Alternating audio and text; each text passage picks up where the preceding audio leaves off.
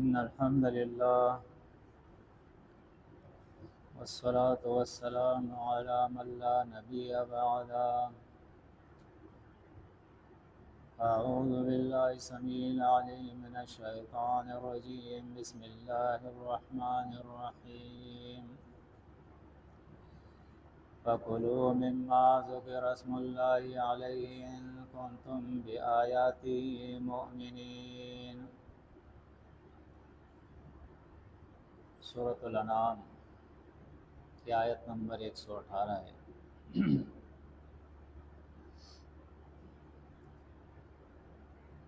چونکہ ایک دن کے بعد محرم شروع ہونے والا ہے،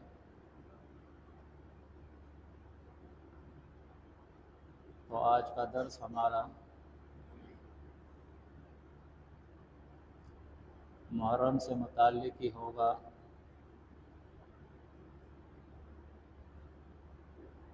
اس کے اندر جو اعمال ہوتے ہیں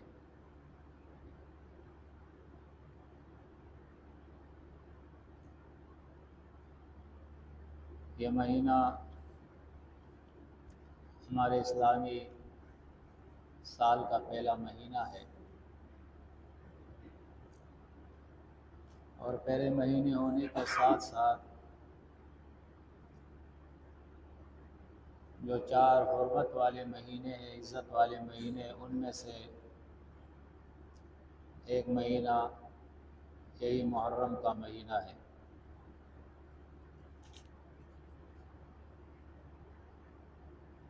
لیکن اختلاف امت کی وجہ سے، پھر قواریت کی وجہ سے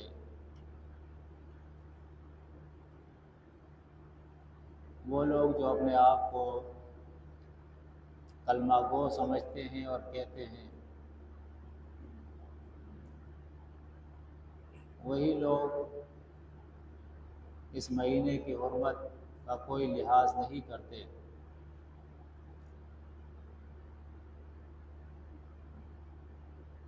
اور اس مہینے کے اندر وہ کھلی بغاوت کرتے ہیں اللہ رب العزت کے ساتھ۔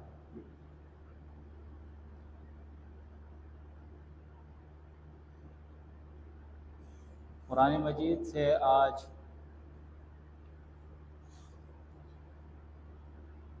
ہم جو آیات پڑھیں گے وہ حل اور حرمت سے متعلق ہے، تحلیل اور تحریم سے متعلق ہے۔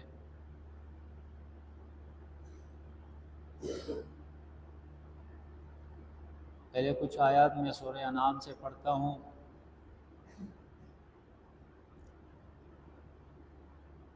تو یہ آیتیں آپ سنیں، دلائل دیکھیں، اسے یاد کریں،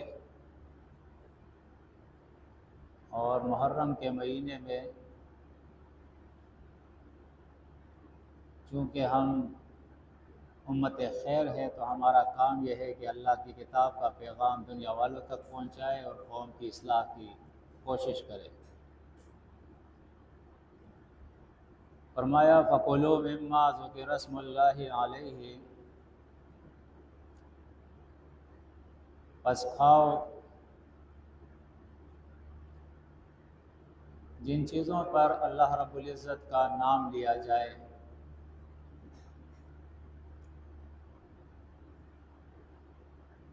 یعنی شرعی طریقے سے جانور کو جب ذبح کیا جائے اس پر اللہ کا نام لیا جائے،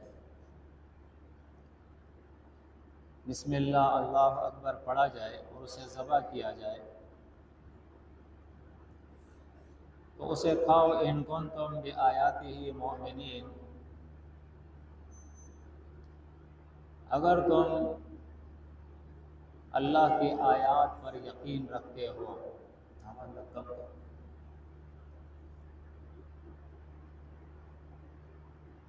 وَمَا لَكُمْ، اور تمہیں کیا ہو گیا ہے مومنوں، اللہ تاکلوا، کہ تم نہیں کھاتے ہو،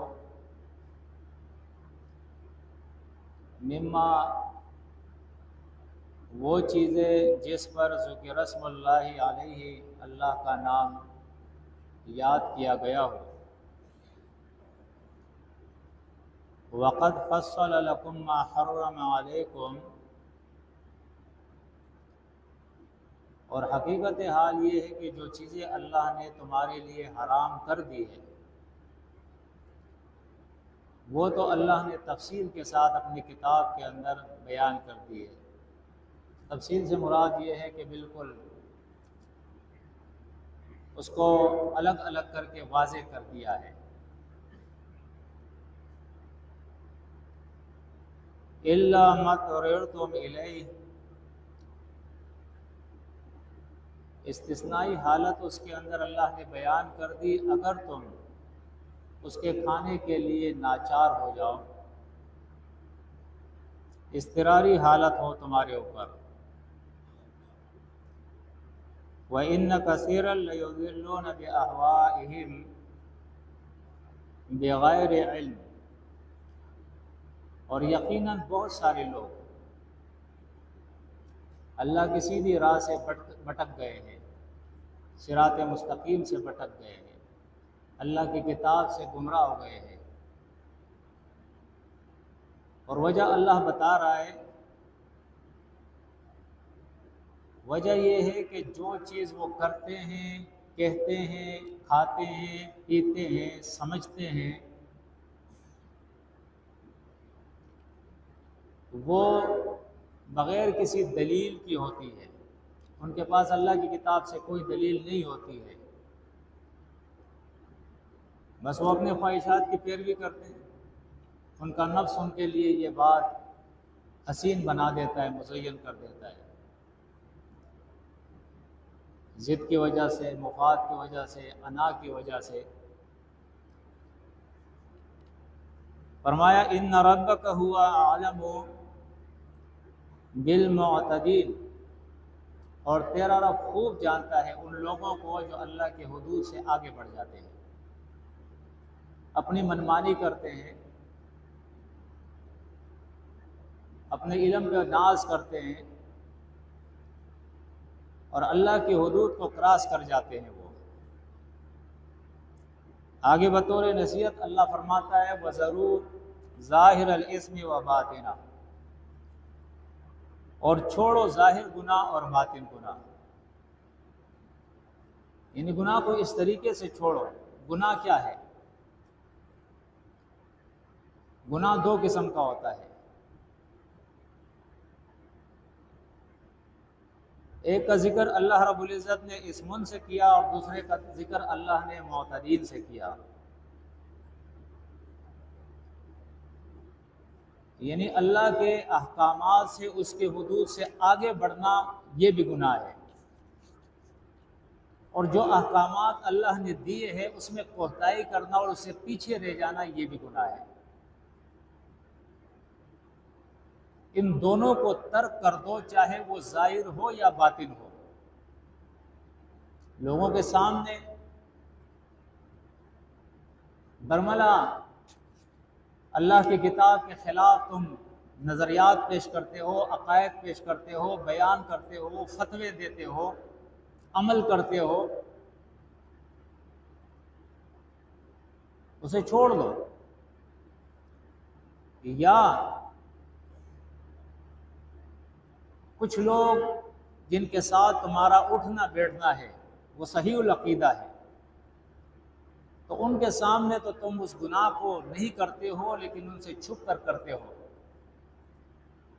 جب غلط عقیدے کے لوگوں میں جاتے ہو تو وہاں شروع کر دیتے ہو۔ تو اس لیے فرمایا وَذَرُوا ظَاهِرَ الْإِثْمِ وَبَاطِنَهُ، ظاہر اور باطن دونوں گناہوں کو چھوڑ دو۔ ان الذین یکسبون الاثم سیجزون بما كانوا یقترفون،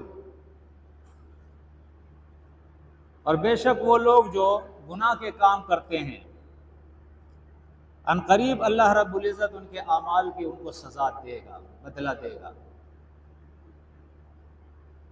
آگے فرمایا وَلَا تَأْكُلُوا مِمَّا لَمْ يُذْكَرِ اسْمُ اللَّهِ عَلَيْهِ، اور وہ چیز مت کھاؤ جس پر اللہ کا نام نہ لیا گیا ہو۔ اس کی بھی میں وضاحت کروں گا قرآن کی آیتوں سے۔ اللہ کا نام لینا، اللہ کا نام نہ لینا، یہ بھی دو طریقے سے ہے۔ ایک اللہ کا نام لینا یہ ہے کہ آپ نے اس کو ذبح کرتے ہوئے اس جانور کو بسم اللہ اللہ اکبر تو پڑھ لیا، لیکن کسی اور کی تعظیم کے لیے، کسی اور کی نظر مانی، کسی اور کی منت مانی، اللہ کا نام نہ پڑھنا، وہ اس طریقے سے ہے کہ کوئی چیز آپ ذبح کر رہے ہو جانور، اور اس جانور پر ذبح کرتے ہوئے اللہ کا نام نہیں لیتے ہو،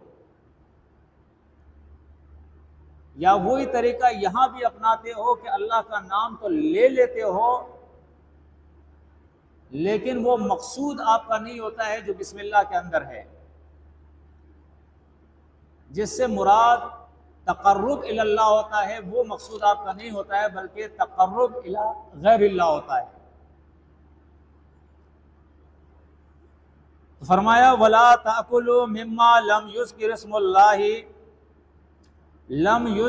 اللَّهِ عَلَيْهِ، جس چیز پر اللہ کا نام یاد نہ کیا جائے اس چیز کو مت کھایا کرو گے۔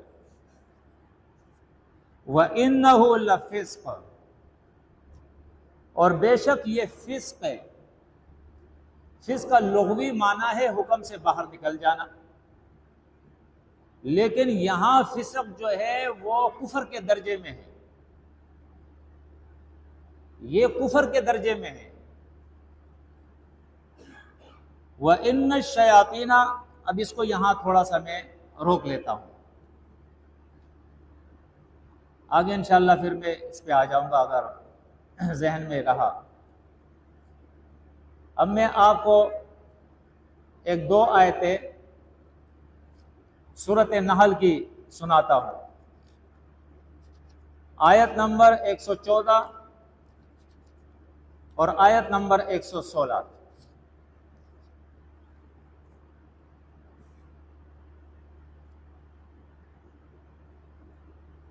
فرمایا فَكُلُوا مِمَّا رَزَقَكُمُ اللَّهُ حَلَالًا طَيِّبًا، پس کھاؤ جو رزق اللہ نے تمہیں عطا کیا ہے۔ کون سا رزق؟ حلالً طیباً، حلال اور پاک، طیب۔ وَاشْكُرُوا نعمت اللہ، اور اللہ کے نعمتوں کا شکر ادا کرو، جو کچھ تم کھاتے ہو یہ اللہ کی نعمت ہے، اس کا شکر ادا کرو۔ اور شکر ادا کرنا کھانے کے اندر کیا ہے یہ بھی آپ سمجھیں۔ شکر ادا کرنا کھانے میں یہ ہوتا ہے کہ آپ حلال استعمال کریں اور حرام سے بچے، اس کو شکر کہتے ہیں۔ حلال سے بچے، حرام سے بچے، حلال استعمال کرے، حرام سے اجتناب کرے، حلال کو اپنی روزی بنائے، اور جب حلال چیز آپ کو میسر ہو اور اس کو آپ استعمال کرے تو اس کے بعد الحمدللہ آپ کہہ دیں، اللہ کی تعریف کریں۔ ان کنتم ایاہ تعبدون، سورہ انعام کی آیت نے فرمایا ان کنتم بآیاتہ مؤمنین، اگر تم اللہ کی آیات پر یقین کرنے والے ہو۔ یہاں فرمایا ان کنتم ایاہ تعبدون، اگر تم اللہ کی بندگی کرنے والے ہو۔ آیتیں بڑی سخت ہے اگر سمجھ میں آئے، یعنی ان آیتوں ہی کے اندر اللہ رب العزت اس حل اور حرمت کے مسئلے میں واضح طور پر یہ بات بتا رہا ہے ہمیں کہ اس کا تعلق ایمان کے ساتھ ہے، عبادات کے ساتھ ہے، یہ کوئی معمولی مسئلہ نہیں ہے۔ آیت 116 کے اندر فرمایا وَلَا تَقُولُوا، اور مت کہا کرو تم لِمَا تَصِفُ أَلْسِنَتُكُمُ الْكَذِبَ، جو چیزیں تمہاری زبان جھوٹ بیان کرتی ہے۔ جھوٹ مت بولا کرو اپنی زبانوں سے، وہ کیا جھوٹ ہے؟ ھذا حلال وھذا حرام، اللہ کی کتاب کی بات تمہیں معلوم نہیں ہے بغیر علم، کوئی دلیل نہیں، کوئی علم نہیں، ہمارے شیخ نے کہا، ہمارے حضرت نے کہا، فلاں صاحب نے کہا، فلاں پیر نے کہا، فلاں کتاب نے لکھا، یا میں خود سے کہہ رہا ہوں۔ فرمایا یہ کام مت کرو، اس طرح کی جھوٹی باتیں اپنی زبانوں سے مت بیان کیا کرو، ھذا حلال و ھذا حرام، کہ یہ حلال ہے اور یہ حرام ہے۔ لتفتروا علی اللہ الکذب، اس طرح کر کے تم اللہ پر جھوٹ باندھو گے کہ اللہ نے اپنی کتاب میں ایک چیز کو حلال قرار دیا ہے اور تم حرام قرار دے رہے ہو، اللہ نے حرام قرار دیا ہے اور تم اس کو حلال قرار دے رہے ہو۔ یہ جھوٹ بھی ہے اور یہ افتراء ہے اللہ کے اوپر، اور افتراء اس کو اس لیے کہا ہے کہ مذہبی طبقہ ہمیشہ جب اپنے پیچھے چلنے والوں کو دلاسا دلاتا ہے، ان کو مطمئن کرتا ہے، تو ہمیشہ ان کا طریقہ واردات یہ ہوتا ہے کہ وہ لوگوں سے یہی کہتے ہیں کہ میں قرآن سے بیان کر رہا ہوں، میں حدیث سے بیان کر رہا ہوں۔ اس لیے اس مسئلے کو اللہ رب العزت نے سورہ البقرہ، سورہ آل عمران کے اندر بیان فرما دیا ہے کہ یہ کہتے تو ہے یقولون هو من عند اللہ وما هو من عند اللہ ویقولون علی اللہ الکذب وهم یعلمون، کہتے ہیں یہ اللہ کی طرف سے، حالانکہ وہ اللہ کی طرف سے نہیں ہوتا ہے، اللہ پہ جھوٹ بولتے ہیں اور جانتے بھی ہیں کہ ہم جھوٹ بول رہے ہیں، یہ قرآن میں نہیں ہے یہ۔ اس لیے اللہ رب العزت فرماتا ہے لِتَفْتَرُوا عَلَى اللَّهِ الْكَذِبَ، اگر تم ایسا کرو گے تو حقیقت حال یہ ہے کہ تم اللہ پر جھوٹا افطرا کرو گے، جھوٹی افطرا کرو گے۔ ان الذین یفترون علی اللہ الکذب لا یفلحون، دنیا میں جو کاوشیں کر رہے ہو، اعمال کر رہے ہو، اس لیے مبتدئین، مشرکین، وہ بھی تو ایمان کا دعویٰ کرتے ہیں نا، وہ بھی رات کو اٹھ کر تہجد پڑھتے ہیں، وہ بھی نمازیں پڑھتے ہیں، وہ بھی حج اور عمرہ ادا کرتے ہیں، وہ بھی روزے رکھتے ہیں، عمل تو کرتے ہیں۔ تو اس لیے اللہ نے فرما دیا کہ اگر تم افتراء علی اللہ کرو گے، اللہ کے حلال کو حرام اور اللہ کے حرام کو حلال بناؤ گے، تو فرمایا یہ سن لو، ان الذین یفترون علی اللہ الکذب لا یفلحون، ایسے لوگوں کے اعمال کے ان کو کوئی بدل نہیں ملے گا اور وہ کامیاب نہیں ہوں گے، اپنی محنت کا صلہ وہ نہیں پا سکیں گے۔ اور سن لو، اگر دنیا کے کسی مفاد کے لیے تم ایسے کر رہے ہو، متاع قلیل، تو یہ سن لو کہ دنیا کا یہ فائدہ جو ہے یہ تھوڑا سا ہے، وَلَهُمْ عَذَابٌ علیم، اور ایسے لوگوں کے لیے عذاب دردناک ہے۔ 40 50 60 سال کی زندگی ہوگی، کھا پی لو گے، عیاشیاں کر لو گے، لیکن یہ سن لو موت کے بعد جو عذاب شروع ہونے والا ہے وہ عذاب علیم ہے، دردناک عذاب ہے۔ اچھا، یہ آیتیں میں نے اس لیے پڑھی ہے کہ اب جو مضمون میں آپ کے سامنے بیان کر رہا ہوں اس میں مدد ملے، کہ قرآن کی ان آیات کے اندر اللہ رب العزت نے ہمارے سامنے واضح کر دیا ہے کہ حلال وہ ہے جو اللہ نے حلال کیا ہے، حرام وہ ہے جس کو اللہ نے حرام قرار دیا ہے۔ جو حلال ہے اس کو استعمال کرو، جو حرام ہے اس سے اجتناب کرو۔ حلال استعمال نہیں کرو گے تو وہ بھی ایسا ہے جیسے حرام استعمال کرنے والا ہے، یعنی جو چیزیں حلال ہے اگر اس کا تم انکار کرو گے اس کے استعمال سے، اور وہ کیسی ہے اس کی بھی میں آپ کو مثال دیتا ہوں قرآن مجید سے ہی۔ یہ سورت المائدہ ہے، آیت نمبر 103 ہے۔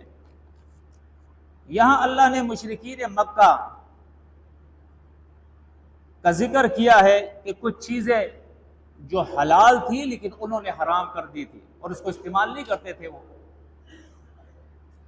فرمایا ما جعل اللہ من بحیرۃ ولا سائبۃ ولا وسیلۃ ولا حام ولكن الذين كفروا يفترون على الله الكذب واكثرهم لا يعقلون۔ ان مشرکین مکہ نے، جس طرح آج ہمارے یہاں یہ پیر بابا کا درگاہ ہے، یہ منگو پیر کا ہے، یہ سیون والے کا ہے، یہ علی رضی اللہ تعالیٰ عنہ کا ہے، یہ محمد صلی اللہ علیہ وسلم کا ہے، پھر یہ لوگ کیا کرتے ہیں؟ وہاں کے حدود مقرر کر دیتے ہیں۔ اب بابا کے حدود میں شکار کرنا حرام ہے، وہاں کے جانور کے اوپر بیٹھنا حرام ہے، وہاں کے جانور کا دودھ پینا حرام ہے، اس کو استعمال کرنا حرام ہے۔ وہ بس ان کے مجاوروں کے لیے ہے، ان کے مریدوں کے لیے ہے خاص، کوئی اور نہیں استعمال کر سکتا، لوگوں کے اوپر وہ حرام ہے۔ یعنی ایسی چیزیں جو اللہ نے حلال کی تھی، انہوں نے اس کو حرام قرار دے دیا۔ تو یہ کام مشرکین مکہ نے بھی کیا تھا۔ بحیرہ، سائبہ، وسیلہ، حام، یہ جانور تھے، اونٹنیاں تھی۔ ان درگاہوں اپنے باباؤں کے نام پر ان کو جو ہے وہ آزاد کر دیتے تھے۔ کسی کا نام بحیرہ رکھا، کسی کا سائبہ رکھا، کسی کا وسیلہ رکھا، کسی کا حام رکھا۔ وہ تفسیروں میں جو لکھا ہے وہ الگ بات ہے کہ بحیرہ اس کو کہتے تھے کہ اس کے اوپر جو ہے سواری کو جو ہے وہ حرام کر دیتے تھے، اس کا دودھ پینا جو ہے وہ حرام کر دیتے تھے۔ صاحبہ اس کو کہتے تھے، وہ بھی اسی طریقہ کا ایک وہ تھا کہ اس کے دودھ کو بھی اپنے اوپر حرام، دوسرے لوگوں کے، عام لوگوں کے اوپر حرام کر دیتے۔ یہ صرف مجاور، گدی نشین یہ استعمال کریں گے۔ وسیلہ وہ ہوتا تھا کہ ایک اونٹنی جو ہے یک کے بعد بگڑے، مادہ جو ہے وہ پیدا کرے، نر بیچ میں نہ لائے۔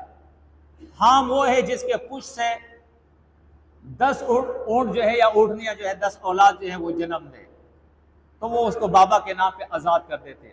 یہ تفسیر جو ہے مفسرین نے لکھی، قرآن نے نہیں کی ہے۔ قرآن صرف اتنا کہہ رہا ہے کہ ما جعل اللہ من بحیرۃ ولا سائبۃ ولا وسیلۃ ولا حام ولكن الذين كفروا يفترون على الله الكذب واكثرهم لا يعقلون۔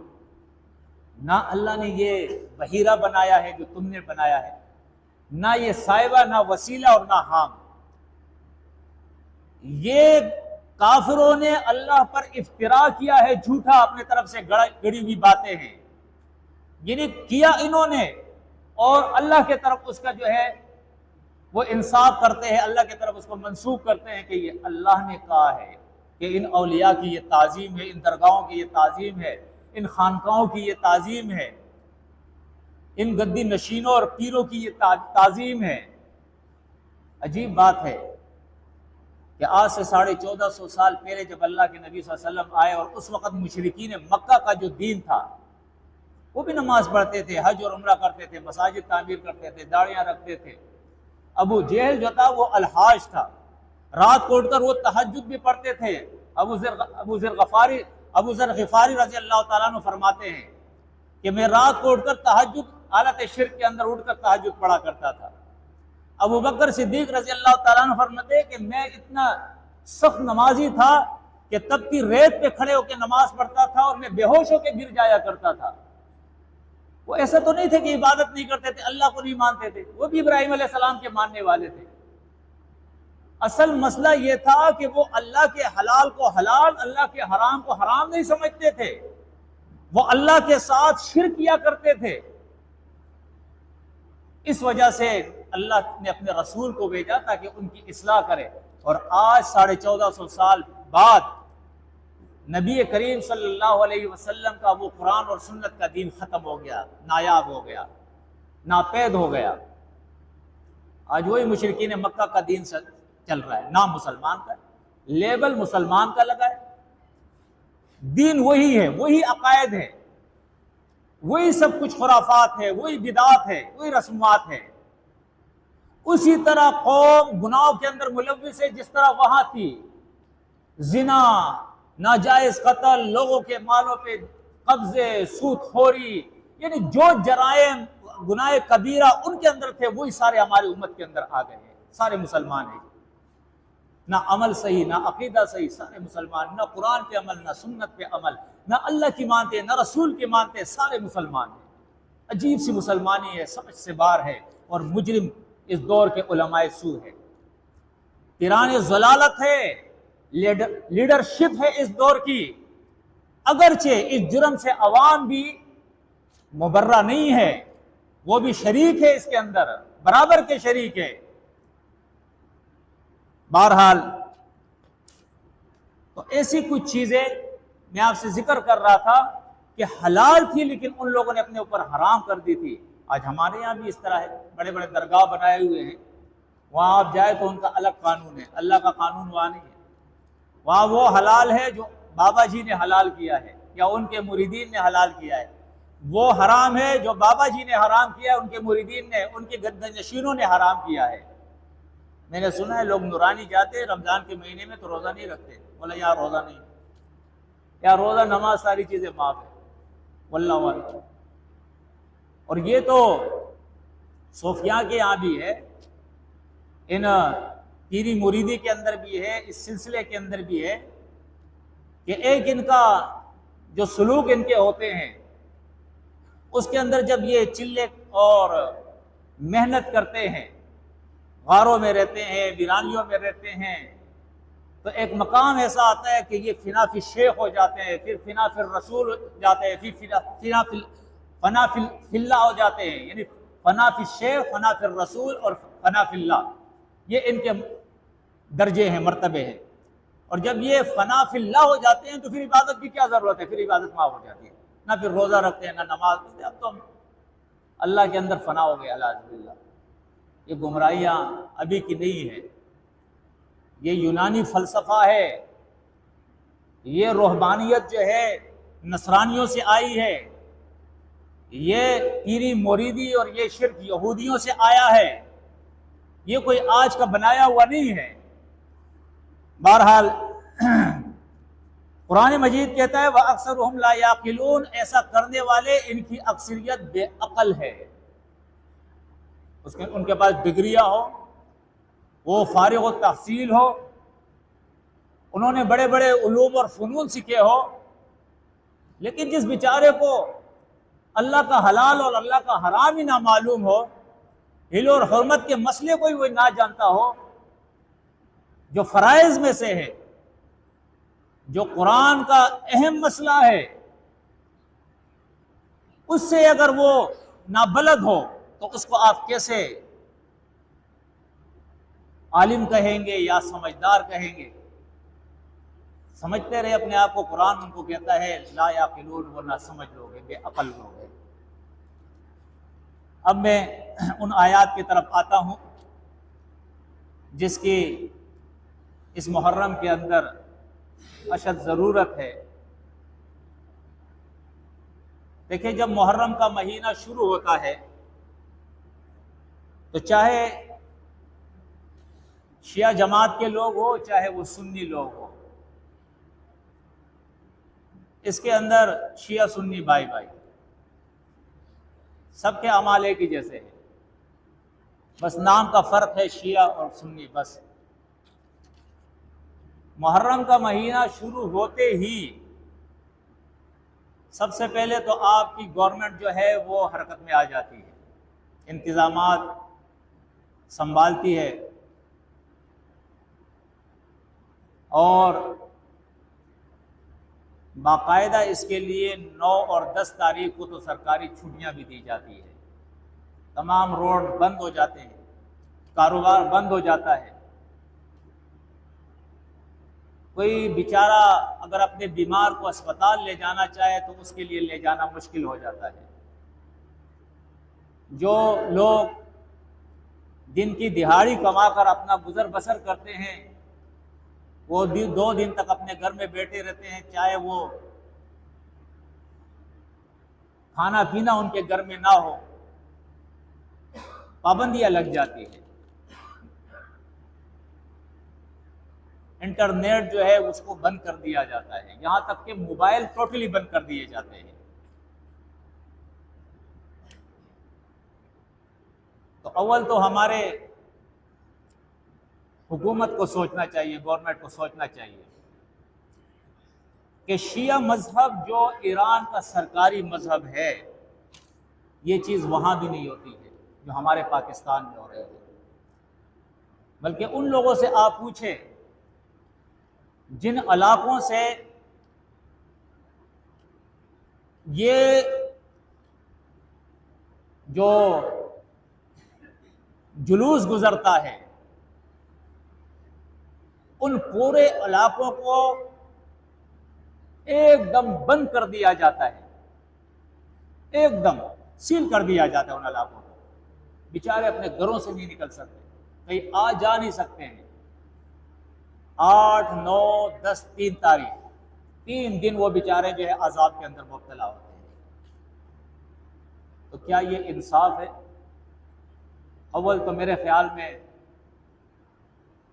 یہ قانونی سقم ہے جو حکومت پاکستان کو اس کی اصلاح کرنی چاہیے، اور ان سے کہہ دینا چاہیے کہ بھائی اگر آپ کو جو کچھ کرنا ہے کرے، اپنی چار دیواری کے اندر کرے، اس قسم کی کوئی چیز نہیں ہوگی، یہاں لوگوں کو تکلیف نہیں دی جائے گی، روڈ نہیں بند کیے جائیں گے۔ دوسری بات، ہماری عوام، شیعوں کی تو میں بات نہیں کرتا ہوں، شاید وہ تو ہماری بات سمجھے بھی نہیں میری بات کو، کیونکہ جب ضد ہو تو اس وقت کوئی بات سمجھ میں نہیں آتی ہے۔ بہرحال کم از کم سنی لوگ تو جو اپنے آپ کو سنی کہتے ہیں، وہ تو اس مسئلے کو سمجھے۔ لیکن 9 اور 10 محرم کو جو ہمارے یہاں اکثریت لوگ روزہ رکھتے ہیں نا، ان کو یہ بھی نہیں پتا ہوتا ہے، وہ بولتے ہیں یہ حسن اور حسین کا روزہ ہے، یہ محرم کا روزہ ہے اور حسن اور حسین کا روزہ ہے۔ یعنی وہ اس تاریخ سے نابلد ہے کہ ہم روزہ کیوں رکھتے ہیں، حالانکہ حسن حسین تو بعد میں شہید ہوئے۔ یہ روزہ تو نبی کریم صلی اللہ علیہ وسلم نے بھی 10 تاریخ کا رکھا، یہ روزہ تو آپ صلی اللہ علیہ وسلم سے پہلے یہود و نصارہ بھی رکھتے تھے، اس کی تو بہت پرانی تاریخ ہے، اس کا تو اس محرم کے ساتھ یا حسن اور حسین کے کربلا کے واقعہ کے ساتھ کوئی تعلق ہی نہیں ہے۔ ایک بات۔ دوسری بات یہ ہے کہ عبادت جو ہے وہ صرف اللہ کے لیے ہے، اللہ کے علاوہ کسی اور کی عبادت یہ کفر ہے اسلام کے اندر۔ روزہ عبادت ہے، اگر آپ نے یہ کہہ دیا کہ میں حسن اور حسین کا روزہ رکھ رہا ہوں تو آپ کافر ہو گئے، اسلام سے خارج ہو گئے، اس میں کوئی شک نہیں ہے۔ دوسری بات یہ ہے کہ ان دنوں کے اندر آپ دیکھیں ہمارے جتنے بھی قبرستان ہوتے ہیں نا، ان میں صفائی ہو جاتی ہے، ستھرائی ہو جاتی ہے، وہاں کے روڈ جو ہے کلیئر کر دیے جاتے ہیں، وہاں پہ باقاعدہ ٹریفک پولیس کھڑی ہو جاتی ہے، اور پھر 9-10 محرم کو جو حالت قبرستان میں ہوتی ہے، مرد بھی، خواتین بھی، چھوٹے بھی، بڑے بھی، اور ایسا لگتا ہے کہ ایک میلے کا سماں ہے وہاں۔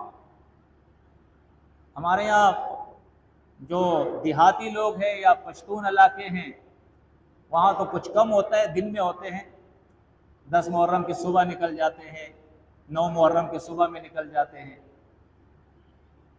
لیکن جو شہری لوگ ہیں ان کے ہاں تو بالکل بڑے اہتمام کے ساتھ یا تو مساجد کے اندر پوری رات جاگیں گے، عبادات کریں گے، یا قبرستانوں کے اندر پوری رات مرد اور عورتیں، یہ اگربتیاں جل رہی ہے، شمع جل رہے، روشنیاں ہو رہی ہے، لوگ آ رہے جا رہے، شربتیں تقسیم ہو رہے، حلیم تقسیم ہو رہے، بریانیاں تقسیم ہو رہی ہے۔ میں عوام سے نہیں، جن کی ذمہ داری ہے علماء، ان سے پوچھتا ہوں، کوئی ضعیف حدیث تو دکھا دو اس کے بارے میں کہ ایسا ہو، اللہ کے نبی نے کیا ہو، صحابہ کرام نے کیا ہو، ہماری تاریخ کے اندر، اسلامی تاریخ کے اندر یہ ہو۔ اللہ کے بندو، کیوں گنگے شیطان بنے ہو؟ حق بیان کرو۔ یہ کیا ہو رہا ہے؟ اربوں روپے خرچ ہو رہے اس قوم کے، مقروض قوم کے، جو IMF کا مقروض ہے، سود پر قرضے لے رہا ہے یہ قوم، جس کا غریب غربت کے اندر سب سے نچلے درجے پہ چلا گیا ہے، غربت کے لکیر سے بھی نیچے چلا گیا ہے۔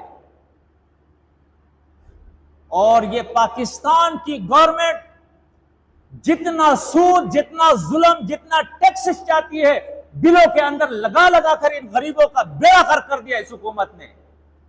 کیوں یہ اربوں روپے جو ہے اس بدعت کے اوپر، اس غیر اسلامی فعل کے اوپر، ایسا فعل جو نہ قرآن سے ثابت ہے نہ سنت سے ثابت ہے، کیوں اس کے اوپر یہ لگایا جا رہا ہے؟ کیوں یہ فضول خرچی اور یہ اسراف کیا جا رہا ہے؟ اس کے ذمہ دار ہے یہ حکومت وقت، اس کے ذمہ دار ہے یہ لیڈرشپ، اس کے ذمہ دار ہے اس وقت کے علماء اور فقہاء اور فضلاء، یہ اس کے ذمہ دار ہے۔ کیوں یہ ہو رہا ہے؟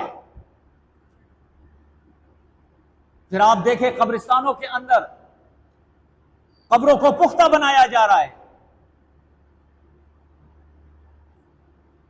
یہ کس کی سنت ہے؟ اللہ کے نبی صلی اللہ علیہ وسلم کی حدیث ہے۔ جابر رضی اللہ تعالیٰ عنہ فرماتے ہیں، نہا رسول اللہ صلی اللہ علیہ وسلم ان یجسس القبر وان یبنى علیہ وان یقعد علیہ۔ اللہ کے نبی صلی اللہ علیہ وسلم نے قبر کو پختہ بنانا، اس پر تعمیر کرنا، عمارتیں بنانا، اس پہ قبے بنانا، اس پر بیٹھنا یعنی مجاور بن کر بیٹھنا، اور ایک حدیث میں آتا ہے وَأَن يُكْتَبَ عَلَيْهِ، اور اس کے اوپر لکھنا لکھائی کرنا، اس سے اللہ کے نبی نے منع کیا ہے۔ آج ثواب سمجھ کر لوگ قبرستان آتے ہیں اور قبروں کو پختہ کر رہے ہیں۔ آپ کو معلوم ہی نہیں ہوگا کہ یہ مسلمانوں کا قبرستان ہے۔ اللہ کے نبی نے فرمایا، علی رضی اللہ تعالیٰ عنہ کو حکم دیا ہے کہ علی جاؤ قبرستان، اللہ تدع تمثالا الا طمسته ولا قبرا مشرفا الا سویتا۔ جہاں بھی کوئی تصویر دیکھو یہ بزرگوں کی ہے، یہ فلاں کی ہے، ختم کر دو ان کو، اور یہ درگاہ، یہ مزار، یہ بڑے بڑے قبر، یہ زمین سے پختہ بنائے گئے بڑے اونچے اونچے قبر، ان کو زمین کے برابر کر دو، ہموار کر دو، الا سویتا، زمین کے برابر کر دو اس کو۔ زیادہ سے زیادہ اللہ کے نبی نے کچی قبر جو ہے ایک بالش اونچی، بس اس سے زیادہ نہیں۔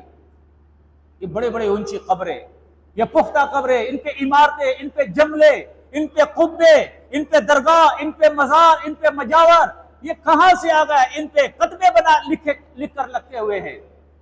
آیت الکرسی قرآن کی آیت ہے، اور یہاں سے کتا آتا ہے، ٹانگ اٹھا کے اس پہ پیشاب کرتا ہے۔ یہ کوئی عقل ہے؟ یہ اسلام پہ عمل ہے؟ یہ قرآن و سنت پہ عمل ہے؟ یہ اللہ کے دین کے ساتھ مذاق ہے، اللہ کی کتاب کے ساتھ یہ مذاق ہے۔ اور پھر خواتین کا قبرستان آنا، اللہ کے نبی نے فرمایا ان عورتوں پہ لعنت ہے جو قبرستان آتی ہے زیارت کے لیے، لعنت فرمائی اللہ کے نبی نے۔ پھر ہماری گلی کوچوں کے اندر، گھروں کے اندر، بازاروں کے اندر، ان جلوسوں کے اندر، جلسوں کے اندر یہ سبیل حسن ہے، سبیل حسین ہے، سبیل فاطمہ ہے، سبیل علی ہے، سبیل عباس ہے، یہ حسن اور حسین کے نام کے شربت ہے، یہ ان کے نام کی کھچڑی ہے، یہ ان کے نام کی بریانی ہے، یہ ان کے نام کا حلیم ہے۔ پورے رات لوگ جاگتے ہیں اور بریانیاں اور حلیم پکاتے ہیں، کوٹا لگاتے ہیں حلیم کو۔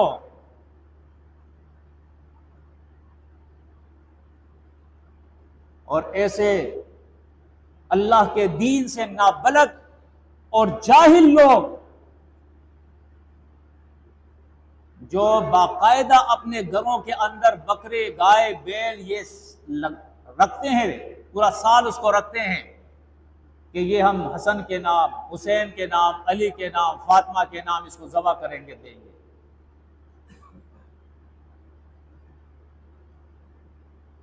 ہمارے سنیوں میں بھی ہوتا ہے، شیعوں میں بھی یہ ہو رہا ہے، اور شیعوں سے سنی دو ہاتھ آگے، استقبال کے لیے کیمپ یہی لگاتے ہیں، یہی ان کو کہتے ہیں کہ بہت اچھا کام کر رہے ہو، ٹھنڈا ٹھنڈا شربت پیو، پانی پیو، حلیم کھاؤ، بریانیاں کھاؤ۔ حالانکہ اللہ کے نبی نے فرمایا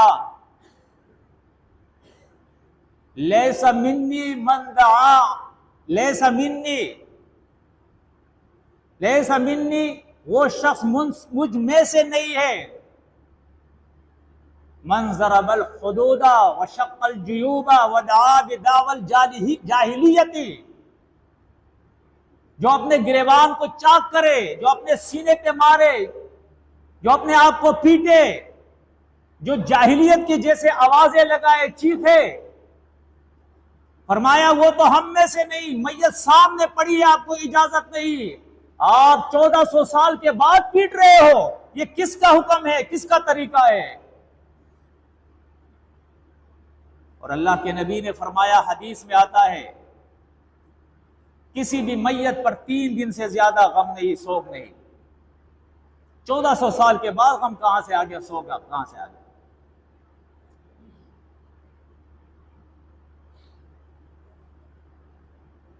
تین دن سے زیادہ غم نہیں،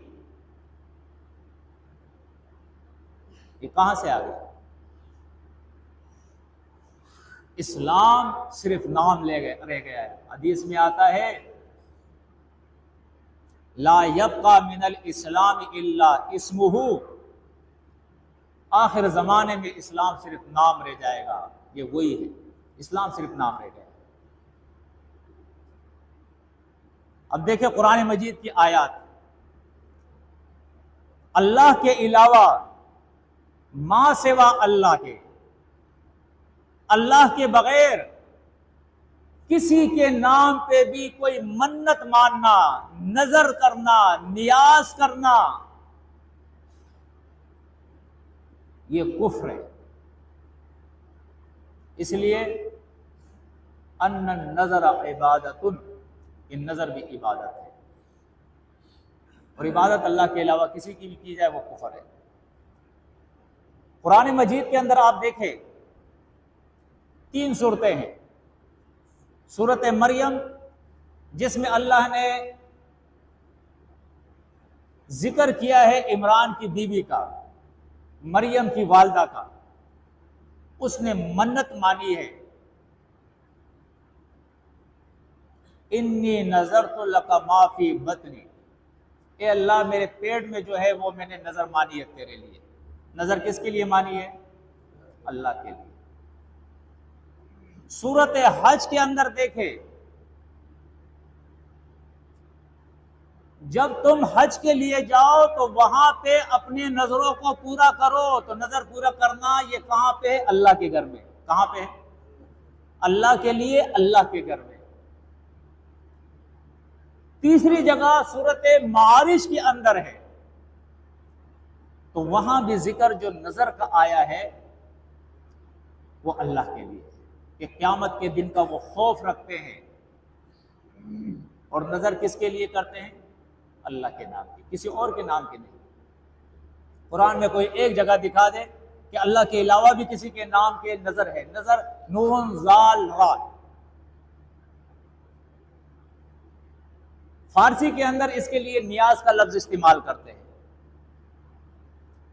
اور اسی طرح منت کا معنی بھی لوگ استعمال کرتے ہیں، خاص طور پر درگاہوں کے ساتھ۔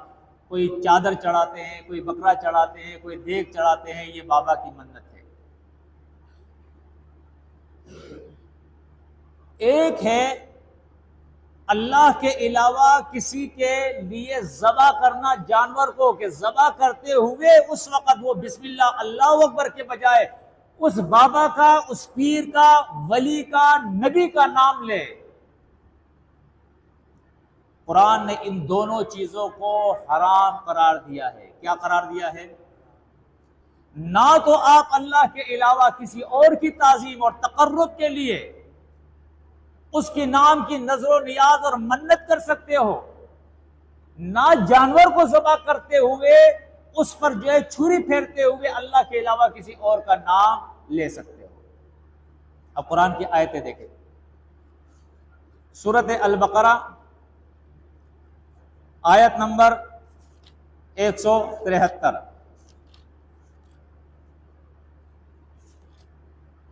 یہاں اللہ رب العزت بیان فرماتا ہے انما حرم علیکم المیتۃ والدم ولحم الخنزیر وما اہل بہ لغیر اللہ، بے شک اللہ نے تم پر حرام کر دیا ہے المیتۃ مردار، اس کی تفصیل انشاءاللہ بھی سورۃ المائدہ آیت 3 میں آئے گی، والدم اور خون، اور اس کی تفصیل پھر سورۃ انعام کے اندر آئے گی، ولحم الخنزیر اور سور کا گوشت، وما اور ہر وہ چیز اوہلا کہ آواز بلند کی جائے، آواز لگائی جائے، بھی اس پر لغیر اللہ، اللہ کے علاوہ کسی اور کے لیے، کسی اور کے لیے آواز لگائی جائے کہ یہ فلاں کے لیے ہے۔ اب یہاں دیکھو یہ چیز جو ہے نا، ماں یہاں پر عام ہے، یعنی وہ جانور ذبح کا کرنا ہو، وہ چادر چڑھانی ہو، دیگ چڑھانی ہو، جو چیز بھی ہو، اللہ کے علاوہ اگر آپ کسی اور کے طرف وہ منسوب کریں گے کہ یہ اس کے تقرب اور اس کی تعظیم کے لیے ہے، تو قرآن کہتا ہے یہ تم پر کیا ہے؟ حرام ہے۔ 4 چیزیں اللہ نے حرام کر دی، مردار، بہتا ہوا خون، سور کا گوشت، اور ہر وہ چیز جس پر آواز لگائی جائے اللہ کے علاوہ کسی اور کی۔ اوہلا احلال سے ہے، اس کا معنی عربی کے اندر ہوتا ہے رفع الصوت، آواز کا بلند کرنا، اٹھانا۔ کوئی بھی چیز ہے، بھائی آ جاؤ، یہ علی رضی اللہ تعالیٰ عنہ کے نام کی کھچڑی ہے، یہ اس کے دیگ ہے، یہ اس کی بریانی ہے، یہ اس کی سبیل ہے، حرام، یہ حرام ہے۔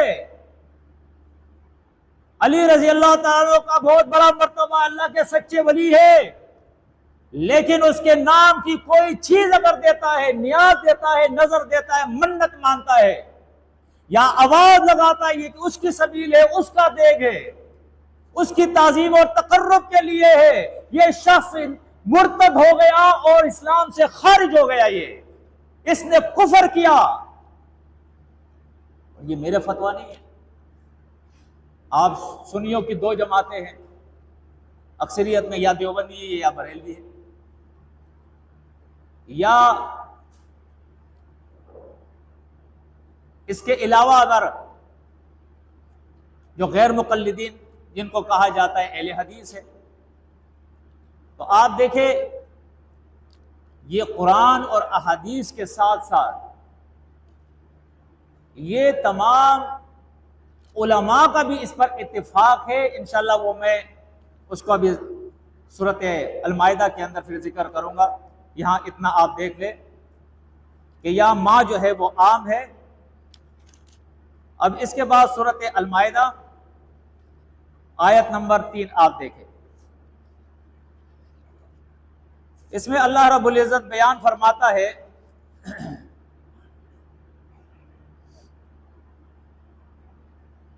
حرمت علیکم المیتۃ والدم ولحم الخنزیر وما اہل لغیر اللہ بہ والمنخنقۃ والموقوذۃ والمتردیۃ والنطیحۃ وما اکل السبع الا ما ذکیتم وما ذبح علی النصب وان تستقسموا بالازلام ذالکم فسق۔ اللہ فرماتا ہے تمہارے اوپر حرام کی گیا ہے کیا چیز؟ المیتۃ، میتا، والدم خون، ولحم الخنزیر سور کا گوشت، اور ہر وہ چیز جو اللہ کے علاوہ کسی اور کے طرف منسوب کر دی جائے، اس پر اس کا آواز لگائی جائے۔ والمنخنقۃ سے لے کر وما اکل السبع تک جو ہے یہ اب میتتا کی تفسیر ہے کہ اگر میتتا اس طریقے سے ہو کہ اس کا گلا گھونٹا جائے یا اس کو ضرب اس کے اوپر لگائی جائے یا اوپر جگہ سے وہ لڑک جائے گر جائے یا کوئی اور جانور اس کو سینگ مارے اور ہلاک ہو جائے وہ یا درندہ اس کو کھا لے پھاڑ لے الا ما زکیتم کے اندر استثنائی حالت اللہ ذکر کرتا ہے ہاں اگر تم اس کو پاک کر لو یعنی کسی نے گلا دبایا ہے لیکن ابھی وہ جانور مرا نہیں ہے اس سے پہلے آپ پہنچ گئے آپ نے چھری اس پہ چلا لی چھری چلانے کے بعد اس کے رگوں سے خون نکل گیا اور اسی طرح وہ تڑپا جس طرح ایک زندہ جانور کو آپ ذبح کرتے ہو اور اس کے اندر اضطراب ہوتی ہے اور وہ تڑپتا ہے اضطراب ہوتا ہے اور تڑپتا ہے بس یہ حلال ہو گیا الا ما زکیتم کے اندر یہ استثناء اللہ نے بیان کر دی وما ذبح علی النصب اب یہ ایک اور چیز ہے اور وہ جو ذبح کیا جائے کسی درگاہ کے اوپر کسی آستانے کے اوپر کسی خانقاہ کے اوپر کسی تان کے اوپر کوئی بھی جگہ ہو جو لوگوں نے تعظیم کے لیے کسی بزرگ کی بنائی ہو اور وہاں پہ جانور لے جا کے اس بابا کے تقرب کے لیے اس کو ذبح کرتے ہیں اب دیکھیں یہ اس سے بالکل الگ مسئلہ ہے دو چیزیں قرآن نے بیان کی ہے وما اہل لغیر اللہ اور یا وما عام ہے جو بھی چیز ہو آپ اگر اس پر نام لگائیں گے آپ نے روزہ رکھا کہ یہ حسن حسین کا روزہ ہے بس یہ حرام ہو گیا اللہ کے بارگاہ میں قبول نہیں ہوگا آپ نے نماز پڑھی کہ یہ فلاں بابا کے لیے ہے کوئی بھی عمل آپ نے کیا دیگ چڑھائی شربت تقسیم کیا حلیم پکایا اور نسبت کسی اور کے طرف کی اللہ کے علاوہ دوسری بات قرآن یہ بیان کرتا ہے وما ذبح علی النصب کسی آستانے تھان یا درگاہ مزار کے اوپر اگر جانور ذبح کیا جائے تو یہ بھی کیا ہے حرام ہے اگرچہ وہ پڑھے بسم اللہ اللہ اکبر تو یہ حلال نہیں ہوگا جس طرح وہ خنزیر کو ذبح کرے اور اس پر اگر بسم اللہ اللہ اکبر پڑھے تو خنزیر کیا حلال ہوگا نہیں ہوگا کتے پہ بسم اللہ اللہ اکبر پڑھے تو کیا وہ حلال ہوگا نہیں ہوگا اسی طرح اگر درگاہ کے اوپر لے جا کے وہ جانور ذبح کرتا ہے اور وہاں وہ بسم اللہ اور اللہ اکبر پڑھے تب بھی وہ حرام ہے قرآن کہتا ہے وما ذبح علی النصب اور حدیث مسلم کے اندر آتا ہے اللہ کے نبی صلی اللہ علیہ وسلم نے فرمایا لعن اللہ من ذبح لغیر اللہ وہ شخص ملعون ہے اس پر اللہ کی لعنت ہے جو اللہ کے علاوہ کسی اور کے نام پر ذبح کرتا ہے جانور اللہ نے پیدا کیا اور ذبح تم غیر کے نام کرتے ہو محمد صلی اللہ علیہ وسلم کا بہت بڑا رتبہ ہے اس کے ایک معمولی عمل تک بھی ہم نہیں پہنچ سکتے ہیں ہم اس کی پاؤں کے خاک ہیں ہم اس کا مقابلہ نہیں کر سکتے ہیں لیکن اس کے باوجود آپ دیکھیں وہ اللہ کا بندہ ہے غلام ہے فقیر ہے اللہ کا اللہ کے سامنے سجدہ اور رکوع کرتا تھا وہ اللہ سے وہ معتبر نہیں ہے اللہ کا بندہ ہے وہ اللہ کا محتاج ہے وہ آپ 12ویں اللہ کے نبی کے نام کی نہیں کر سکتے ہیں اللہ کے نبی کے نام کا جانور ذبح نہیں کر سکتے اس کے نام کا دیگ نہیں پکا سکتے ہیں یہ حرام ہے مسئلہ سیکھو اور قرآن سے سیکھو اور اگر لوگوں کو اپنے علماء سے سیکھنا ہے تو میں نے کہا تھا یہاں میں بیان کروں گا پھر تفسیر کبیر دیکھے تفسیر نشاپوری دیکھے فتاوی عزیزیہ دیکھے اور تفسیر عروۃ الوثقی کے اندر انہوں نے ان کے فقہ کی معتبر کتاب در المختار سے بھی اس کو بیان کیا ہے کہ قال العلماء تمام علماء اس پر جو ہے انہوں نے اجماع کیا ہے اور کہا ہے من ذبح ذبیحۃ کہ کسی نے بھی کوئی ذبیحہ کیا وقصد بذبحہا اور اپنے اس ذبح کے اوپر اس نے یہ ارادہ کیا قصد کیا ہے التقرب الی غیر اللہ کہ اللہ کے علاوہ کسی اور کا تقرب وہ حاصل کرنا چاہتا ہے، کسی اور کو راضی کرنا چاہتا ہے، کسی اور کو خوش کرنا چاہتا ہے، کسی اور کی تعظیم کرنا چاہتا ہے، تو فرمایا اس شخص کا حکم یہ ہے سارا مرتدن، یہ مرتد ہے، مرتد۔ وَذَبِيحَتُهُ ذَبِيحَةً مُرْتَدٍ، اور ایسے وَذَبِيحَتُهُ ذَبِيحَةُ مُرْتَدٍ، اور ایسے شخص کا ذبیحہ ایک مرتد کا ذبیحہ ہے۔ یہ در مختار کے اندر، ان کی فقہ کی کتاب کے اندر بھی ہے، اور کئی تفسیروں نے اس کو ذکر کیا ہے۔ لیکن کیوں آج اس مسئلے کو لوگ نہیں سمجھتے ہیں؟ کیوں آج علی اجویری کے قبر پہ جو ہے اتنے دیگ جو ہے پکتے ہیں، اتنے جانور ذبح کیے جاتے ہیں، 7 پر اتنے جانور ذبح کیے جاتے ہیں؟ کیا یہ اسلامی حکومت نہیں ہے؟ کیا حکومت کو ایکشن نہیں لینا چاہیے؟ کیا یہاں کے علماء کو یہ بات نہیں بتانی چاہیے کہ کیوں یہ شرک اور کفر کیا ہو رہا ہے؟ کیوں لوگوں کے عقائد خراب کیے جا رہے ہیں؟ اسی طرح آپ دیکھیں سورۃ انعام کے اندر آیت نمبر 145-46 کے اندر اللہ نے یہ بیان کیا ہے، اور آیت نمبر 115 سورۃ النحل کے اندر بھی یہی مسئلہ اللہ نے بیان کیا ہے۔ اس کو میں اختصار کرتا ہوں، ٹائم زیادہ ہو گیا۔ قرآن مجید نے سورۃ انعام کے اندر آپ دیکھیں تو وہاں آیت نمبر 136 کے اندر مشرکین مکہ کا اللہ نے ذکر کیا ہے۔ آپ دیکھیں ان لوگوں اور ان لوگوں کے اندر کیا فرق ہے۔ اللہ فرماتا ہے وَجَعَلُوا لِلَّهِ مِمَّا ذَرَا مِنَ الْحَرْثِ وَالْأَنْعَامِ نَصِيبًا، جو کھیتی، جو اناج، جو رزق اور جو جانور، جو چوپائے اللہ نے ان کو عطا کیے ہیں، اس مال میں سے، اس رزق میں سے، ان چوپایوں میں سے، اس کھیتی میں سے یہ کیا کرتے ہیں؟ فرمایا یہ بناتے ہیں نصیباً، ایک حصہ، اس کو ٹکڑے کرتے ہیں، ایک حصہ یہ بناتے ہیں فَقَالُوا هَذَا لِلَّهِ بِزَعْمِهِمْ، اور اپنے عقیدے اور خیال کے مطابق یہ کہتے ہیں کہ یہ اللہ کا حصہ۔ یہ کس کا حصہ ہے؟ اللہ کا حصہ ہے۔ وَهَذَا لِشُرَكَائِنَا، اور یہ ایک حصہ جو ہے یہ ہمارے شریکوں کا ہے۔ اللہ نے ان کو فصل دی ہے، کھیتی نے فصل کیا ہے، اناج ہوا ہے، پھل پیدا ہوا ہے، اللہ نے جانور عطا کیا ہے، مال عطا کیا ہے، روزی عطا کی ہے۔ اب یہ کیا کریں گے؟ اس میں 2 حصے کریں گے، جس طرح آج ہمارے یہاں ہوتا ہے۔ ایک تو اللہ کا حصہ ہے، غرباء کو بھی دیتے ہیں، فقہاء غرباء کو دیتے ہیں، محتاج و یتیموں کو دیتے ہیں، زکوٰۃ نکالتے ہیں، لیکن بہت کم لوگ نکالتے ہیں۔ وہ اللہ کا حصہ تو بہت کم ہے۔ اور ایک حصہ ان کے شریکوں کا ہوتا ہے، اس دور کی طرح اس دور کا بھی۔ یہ 12ویں کا ہے، یہ 11ویں کا ہے، یہ محرم کا ہے، یہ رجب کا ہے، کئی مہینوں میں انہوں نے یہ حصے مقرر کیے ہیں۔ اللہ فرماتا ہے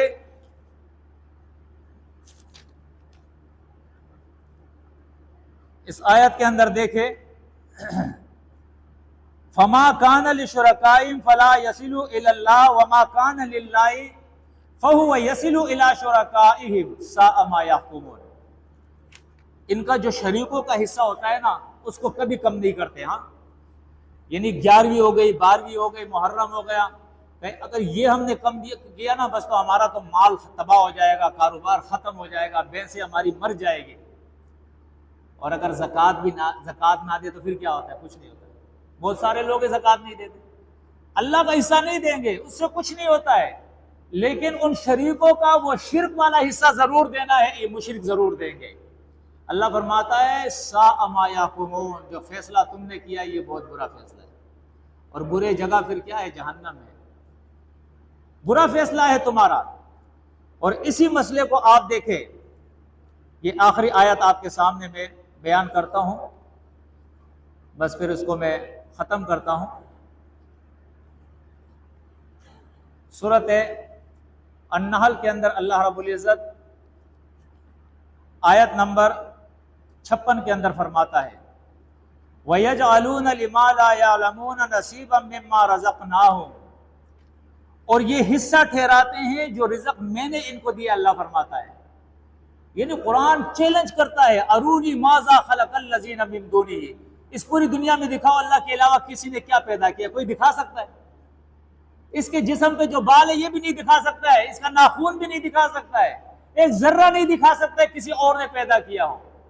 اللہ فرماتا ہے میرے رزق میں سے جو میں نے ان کو عطا کیا ہے اس میں سے یہ حصے ٹھہراتے ہیں، لما لا یعلمون نصیبا، ایسے لوگوں کے لیے ایسا بناتے ہیں جن کے بنانے کا ان کے پاس کوئی دلیل بھی نہیں، اللہ نے ان کو کہا بھی نہیں ہے کہ تم 12ویں کرو 11ویں کرو، حسن حسین کے سبیلے لگاؤ، رجب کے کنڈے بناؤ۔ اللہ نے کہاں کیا کہا ہے کہ پیر بابا کا بکرا بھی تو تم دو؟ قرآن میں کہاں ہے؟ قرآن تو اس کو شرک کہتا ہے، مشرکین مکہ کی عادت قرآن کہتا ہے اس کو۔ آگے اللہ کیا فرماتا ہے؟ تاللہ، قسم ہے، اللہ فرماتا ہے مجھے اپنی ذات کی، اس سے بڑی قسم ہو سکتی ہے؟ اللہ اپنی ذات کی، اپنے نام کی قسم کھاتا ہے۔ تاللہ، اللہ فرماتا ہے اللہ کی قسم، لَتُسْأَلُنَّ، لام تاکید اور نون ثقیلہ کے ساتھ، عبارت میں انتہائی تاکید اور استقبال پیدا کرنے کے لیے عربی میں یہ لام تاکید اور نون ثقیلہ استعمال ہوتا ہے۔ فرمایا لَتُسْأَلُنَّ، اور اللہ کی قسم ہے کہ ضرور ضرور ضرور تم سے میں پوچھوں گا، اما کنتم تفترون، جو یہ تم نے جھوٹ بنایا ہے دنیا کے اندر اللہ کے علاوہ، یہ جو تم نے جھوٹ بنایا ہے کہ فلاں کا بھی نام کا ہے، فلاں کی بھی سبیل ہے۔ قرآن کہتا ہے انفقوا فی سبیل اللہ، خرچ کرو اللہ کے راہ میں، تم کہتے ہو سبیل علی، سبیل حسن، سبیل حسین۔ اللہ کہتا ہے جو میں نے دیا ہے میرا شکریہ ادا کرو، واشکروا للہ ان کنتم ایاہ تعبدون، اور تم شکریہ کسی اور کا ادا کرتے ہو۔ تو بہرحال سمجھ جاؤ، موقع ہے، زندگی ہے، دنیا ہے، مہلت ہے، اگر نہیں سمجھے موت کے بعد پھر اللہ ہی کے پاس جانا ہے نا۔ پھر یہ جو جماعتیں، جن جماعتوں پہ تم ناز کرتے ہو، یہ تمہیں نہیں بچا سکیں گے۔ یہ بیچارے تو خود کہیں گے کہ بھئی ہم ہدایت پہ ہوتے تو تمہیں بھی ہدایت دکھا دیتے۔ آپ سورۃ صافات دیکھے، سورۃ سبا دیکھے، سورۃ المومنون دیکھے، کتنی سورت احزاب دیکھے، کتنی صورتوں کے اندر سورت بقرہ دیکھے، ان تمام صورتوں میں اللہ نے یہ تفسیر بیان کر دی ہے۔ ان علماء سو کے ساتھ، ان پیران ضلالت کے ساتھ، ان گمراہ لیڈروں کے ساتھ اللہ ان عوام کو جہنم کے اندر جھونک دے گا کہ یہ تمہارے بڑے اور جن کے ساتھ تم، اور یہ چھوٹے جو ہے اپنے بڑوں پر پھر لعنت کہیں گے۔ تو آج بڑے بھی باز آ جائے، کفر و شرک نہ بیان کرے، قرآن کا مقابلہ نہ کرے، توحید کا مقابلہ نہ کرے، حلال کو حرام اور حرام کو حلال نہ بنائے، حق بیان کرے، اور ان کے چھوٹے بھی باز آ جائے، ان کے دامن کو پکڑ کے ان کے پیچھے نہ چلے، اللہ کی کتاب کے پیچھے چلے، ہدایت پا جائیں گے۔ اقول قولی ھذا استغفر اللہ لی ولکم ولسائر